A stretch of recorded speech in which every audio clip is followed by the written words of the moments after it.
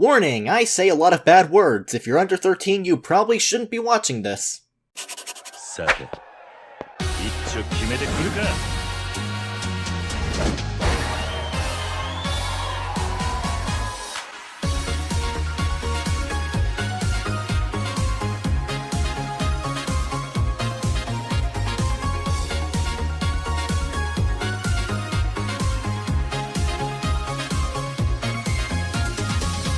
To those wondering if I've gone off the deep end, yes I have. DreamWorks has certainly been all over the map concerning the quality of their films, from animated masterpieces like the first two Shrek films, the Kung Fu Panda trilogy, and the How to Train Your Dragon trilogy, to underappreciated gems like Rise of the Guardians, Megamind, and their earlier 2D films, and their more okay films like B-Movie, the final Shrek film, and Turbo, but then there's the films that are complete unwatchable garbage. Even among the lowest of the low for DreamWorks, nothing they've made has quite reached the same level of infamy as Shark Tale, arguably the worst thing they've ever made. With its horrendously unlikable main protagonist, lame pop culture references, very blatant attempt to cash in on Pixar's success with Finding Nemo and DreamWorks' own success with Shrek, as well as some of the most hideous character design of all time, most people don't like this movie that much. At least, like, unironically. Yet it somehow got an Oscar nomination, but the SpongeBob movie didn't. Fuck the Academy. This was a kids film from the 2000s, so guess what? It got a cheap tie-in game. Published by Activision, because of fucking course it was. The literal only reason I own this game is because my boyfriend at the time got it for me as a joke gift while we were still dating. I'm not expecting much, or really anything at all, but let's take a look anyways. We begin on a very promising note, given that the title screen is a still JPEG of Will Smith fish and the Shark Tale crew, all as hideously rendered as ever. This is a very strong argument in favor of birth control. Music is admittedly pretty chill though.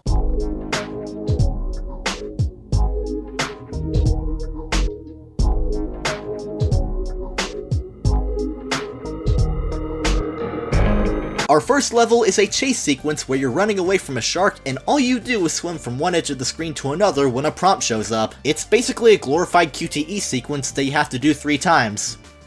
Huh. But as it turns out, it was all a dream and Oscar is getting evicted from his apartment because he's Peter Parker, I guess. I should probably let you know that Will Smith did not reprise his role as the, iconic main character. I can't say I'm surprised by that, but I was thrown off by the person they got in his place. They got Phil LaMarr, as in Samurai Jack, Static Shock, Hermes from Futurama, and Bulby from Jimmy Neutron Phil LaMarr. Who's scared? Sharks not. Sharks don't scare me. Bring them on. I'll show them who's scared. Can't say I expected that. Good job. Next mission involves Oscar catching all the stuff thrown out of his apartment, and this is where the main gameplay is introduced. You swim in circles around objects and then collect pearls. That's it. The control for the main chunk of this game is awful. It is so sensitive. Anytime you tilt the analog stick in any direction, Oscar goes flying. Or swimming.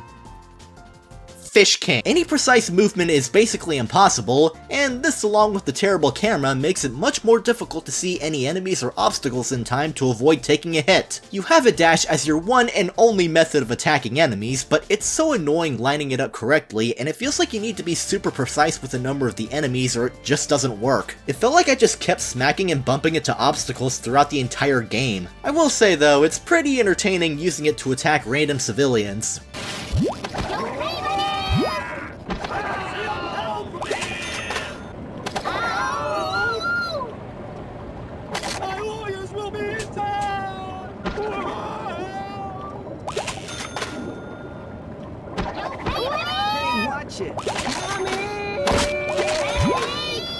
This man needs to be arrested for assault. Combat is basically optional anyway, so you don't even need to attack anything, which honestly is good. I'd highly advise against attacking regular enemies. Then again, I'd highly advise against playing this game, but details. Thankfully, you can heal using an odd method. The levels have fish residences you can visit, and they're all surprisingly chill enough with you just barging in uninvited that they share a meal with you.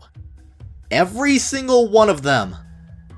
Okay. So Oscar could literally be a criminal barging in to rob or kill them, and they'd invite him in without hesitation. Oh, you look thin as an eel! You come in and have some of my biscuits! Give me your fucking money! It's such a needlessly extra way of putting in healing when you could have just, you know, used regular health pickups like a normal video game. The level design in this game is pretty consistently bad. It's a pain figuring out where to go because the layout is really confusing and the map doesn't do a good job giving you an idea of your position. I felt like I was just running around like an idiot because it's so unclear where you're going or what you're doing. Also, there's times when the camera positions itself to give you some 2.5D view, but it's disorienting as fuck. The collision detection is super unrefined and there are invisible walls all over the fucking place, making it so it's super difficult to figure out where you can go without pulling up the map, and in general, you just get hung on everything. It is not very good. The soundtrack in this game has a weirdly large amount of pop songs in it. I'm not gonna play them because copyright, but that's a large portion of the game's OST. I imagine probably because getting licensed songs takes less time than composing original music, and I also imagine they had more worthwhile games to expend the work on than,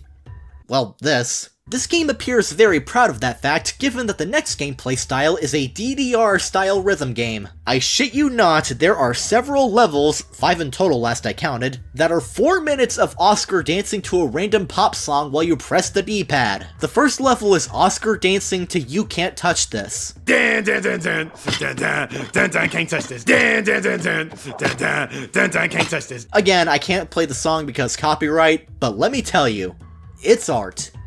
Look at his stupid face. I shouldn't be surprised by this given the fact that the source material is completely devoid of shame. Next level involves Oscar trying to get to work before his boss Mr. Sykes, and this is by far the worst of all the gameplay styles. Your main goal for these levels is racing to the end before your opponent beeps you or the timer runs out, while fighting against some absolutely terrible controls. The regular parts of the game had the issue of movement being too sensitive, while these levels have the polar opposite issue. It is so hard to turn at a decent angle and you can't effectively react to oncoming obstacles because you go too fast and you can't see anything until it's like 2 feet in front of you. It is so unnecessarily difficult to not accidentally get hung on or bump around the invisible tunnel you're stuck in for these levels. Oh yeah, and the level design sucks here too. There are so many weird angles you need to turn at which the game does a poor job preparing you for, and it shoves so many stationary obstacles and oncoming fish traffic in your way. It doesn't really feel like a lot of thought or testing went into these levels, to be honest. It's really bad and I would not recommend it. Speaking of things I don't recommend, if you're designing a video game and upon first impression your mechanics don't complement stealth gameplay,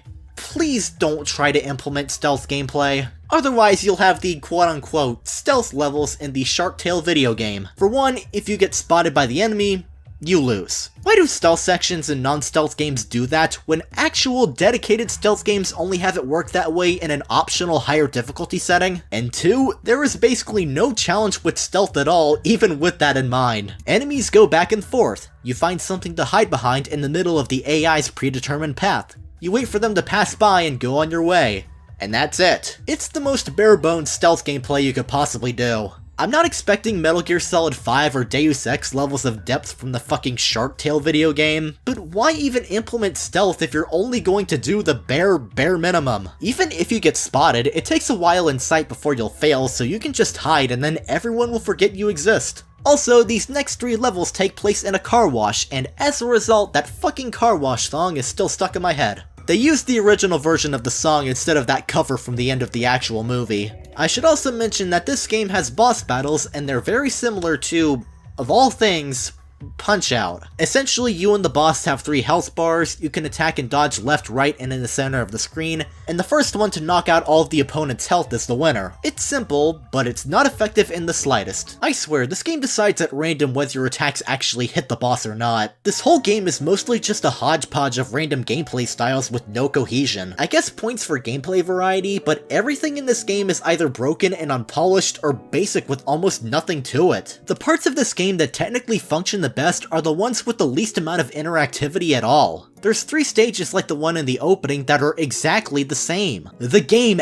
ends with one of these as the literal final stage. It's not even an actual boss, just a QTE sequence. What is this, a modern video game? The rhythm levels also technically work fine, but they drag out for an eternity, and they get so much less enjoyable as they go on. The later levels have it so you need to press both the D-pad and one of the face buttons at the same time, and it's super cumbersome. Probably doesn't help that in my case, I have significantly less experience using a GameCube controller compared to other controllers, and the face button layout is a bit weird for me trying to do this. I would rather be playing Friday Night Funkin' because that game has a girlfriend and she is very cute. These levels have an elite completion bonus for hitting every single last note, which is basically impossible. Or maybe it actually isn't, I don't know. It's such a worthless addition, and I almost never actively went for anything more than the bare minimum requirements for most of the stages. When I did get the highest completion bonus, it kinda just happened without me really even trying. Apparently the third chapter is where a lot of the kids who actually played this game gave up because it was too hard for them.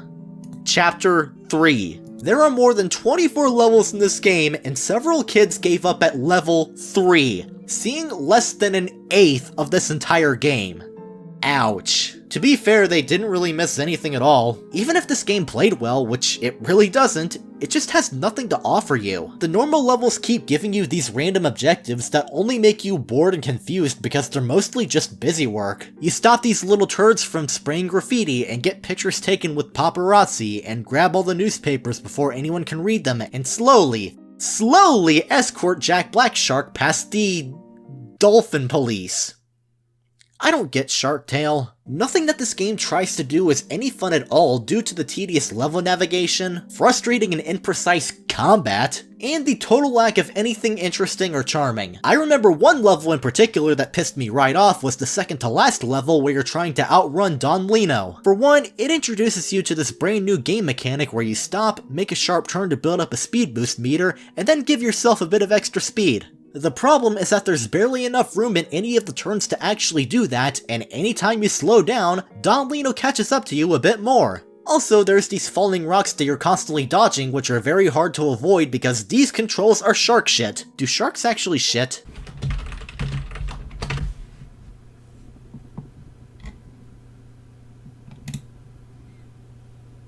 Yes, they do. The whole game is strung along a retelling of the movie via characters being interviewed. To be fair, it does follow the movie pretty faithfully. The problem is that it's a faithful retelling of the movie Shark Tale. That's a big enough problem on its own. Also, doesn't help the fact that there's a lot of padding and filler in this retelling of the movie, because Shark Tale is not a film that lends itself well to a licensed video game. The main conflict of the movie doesn't even crop up until around the halfway point of the game, and most of the first half is a bunch of irrelevant crap that never even happens in the movie. Even the second half of the game has pointless filler. I guess credit for at least attempting to take creative liberties with the license, but it's very clear they didn't have enough material to work with from the movie, and they had to stretch really far. This game's not even pleasant to look at, it's so murky and bland looking. Credit to the movie, it at least has a vibrant and somewhat pleasing color palette among everything else, but this game is brown, and more brown. Everything is so lacking in color. It looks more like a color palette you'd see in a horror game than a licensed game based off of a kid-friendly animated film. Also, the human fish monstrosities from the movie look even more unsettling with the budget of a PS2 licensed game than they do in an early 2000s 3D animated film. Didn't think it was possible to make Will Smith's fish even more of a sleep paralysis demon, but they found a way. Shark Tale on the GameCube isn't very good. I am just as surprised as you are. To be fair, there isn't anything egregiously bad about it as far as cheap half-baked license games are concerned anyways, but there is absolutely no reason to seek out this game. I do get a good chuckle out of watching the dance sequence with Will Smith's fish and his dumbass face, but that's it. It's mostly a collage of unrefined gameplay segments, and even if it worked correctly, it's just completely unremarkable. It's a bad 6th generation tie-in game to a bad movie from the 2000s. Just another one to add to the pile, honestly. Given that I only own this game as a joke gift that somebody got me, I can't claim that I wasted my money on it. Just my time and dignity. So yeah, very productive use of my time. I would 100% do another game like this if given the opportunity. Anyways, I hope you all enjoyed my little trip into licensed game hell and my needlessly in-depth analysis of this particular title. Thank you so much for watching and good night.